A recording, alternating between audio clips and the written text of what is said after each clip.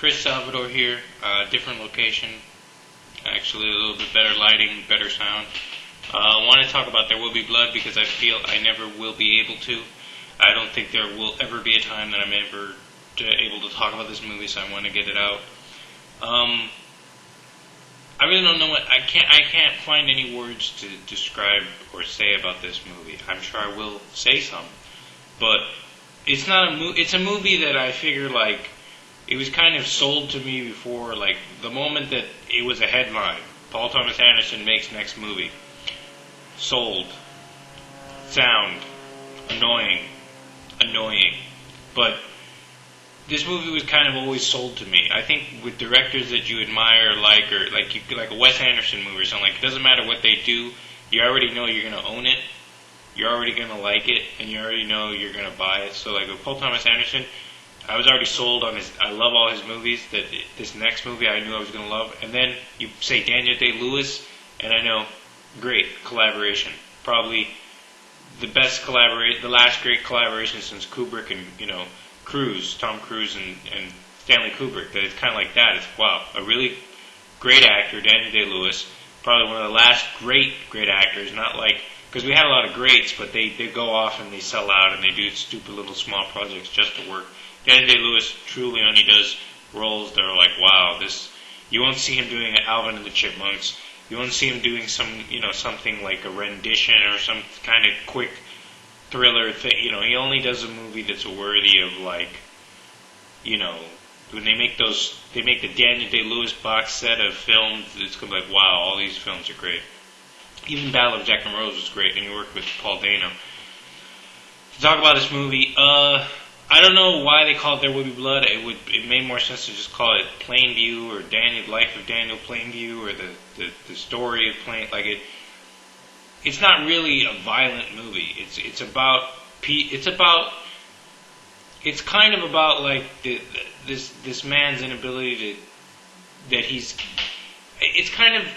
it's very strange were the last two words that I came out of my, when he says I'm finished, I say very strange, and then I left the movie theater. I saw this December 29th at the midnight showing. I'm going to own this movie. I'm going to buy this movie. I'm going to watch this movie many years from now.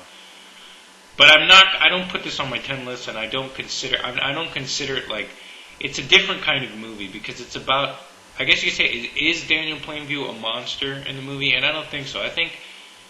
I think a lot of what makes this movie is two scenes for him. Because Daniel Day-Lewis, this whole movie's about. This is his movie, really. It's all about him. He could have been sitting on a toilet for 3 hours, and this movie would still be compelling. And he would shit out gold. That's Daniel Day-Lewis.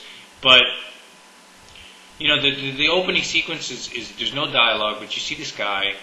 And that's very difficult, and that's scary in this day and age. Let me tell you, to see a movie in a theater with no dialogue and just silence and watching, because anything can fuck it up. Just like doing these blogs, anything.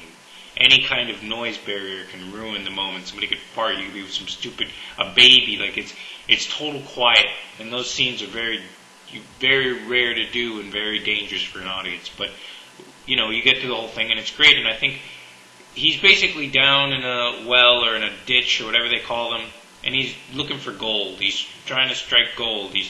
And then it takes a while, but then he breaks his leg, and it happens, and it's quick and it's visceral.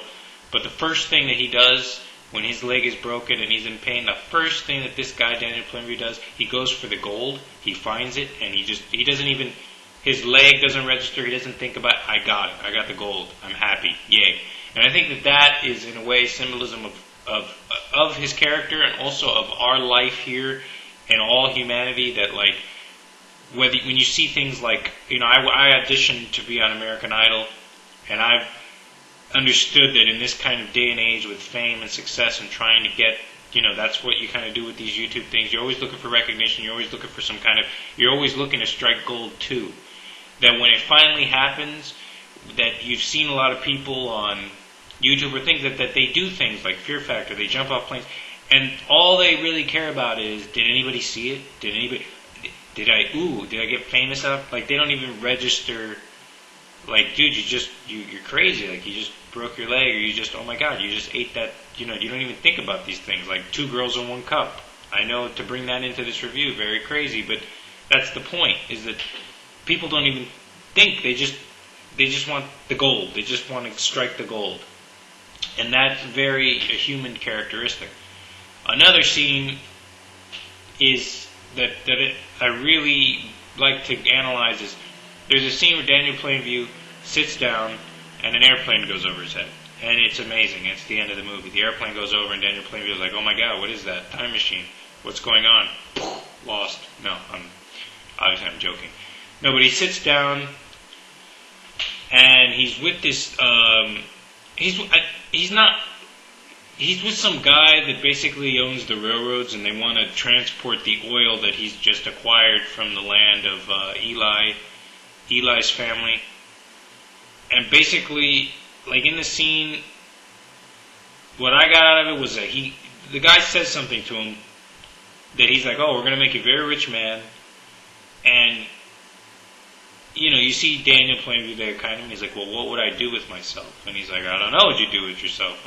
Raise your family? Or, like, he says something, and it really is not said in venom, but Daniel Plainview takes it really seriously, and it's like, one day I'm going to find you and I'm going to cut your throat. Don't tell me how to raise my family.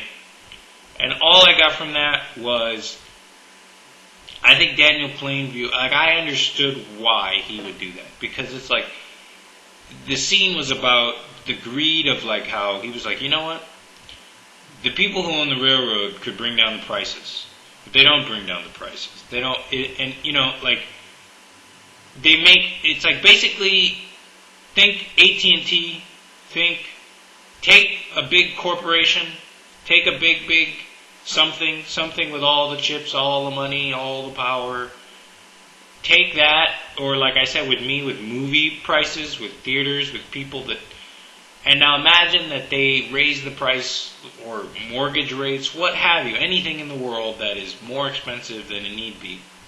And go and talk to the people who own these things and go, you guys could lower your prices. And they're like, we can't lower prices. That's not up to us, And ultimately, you'll understand what the knife-slitting throat is about.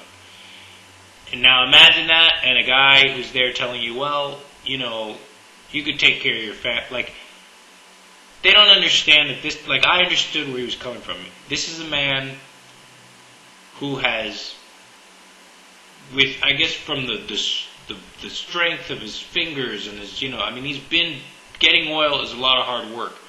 Today, I'm sure it's easier, I guess, with the tools, but back then, to kind of go out there, it's